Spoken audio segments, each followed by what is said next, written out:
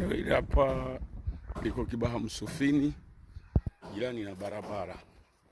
Kuna kiwanja hiki nimekabidhiwa leo. Watu wameshajenga majumba, barabara ya lami hiyo hapo karibu, lori zinapita kama mnavyoona. Kiwanja kina 40 kwa 30. Hizo hapo ni hostel. Kiwanja hichi hapa kinakwenda mpaka jiwe lile naloliona. Kiwanja hichi kina 40 kwa 33. Kiwanja kinapakana na haya majumba mnayoyaona. Haya majumba ni jirani yake kabisa. Watu wamejenga eneo hili, ni hatari.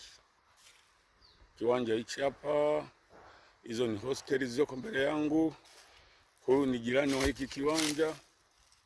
Kiwanja hicho hapo jamani, kibonge la uwanja, mwenye na shida ya hela. Kina 40 kwa 39. 40 kwa 33 sole. Barabara yake hii hapa. Na watu wanajenga majumba kama mnavyoona majumba hayo. Barabara yake hii hapa, au hapo majirani wanajenga majumba.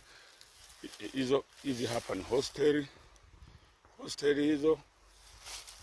Kiwanja ndio hichi hapa kama mnavyokiona. Kiwanja ni kikubwa, kiwanja kiko tambarare, kiwanja kimepakana na matajiri wamejenga majumba yao. Kiwanja hichi hapa kina 40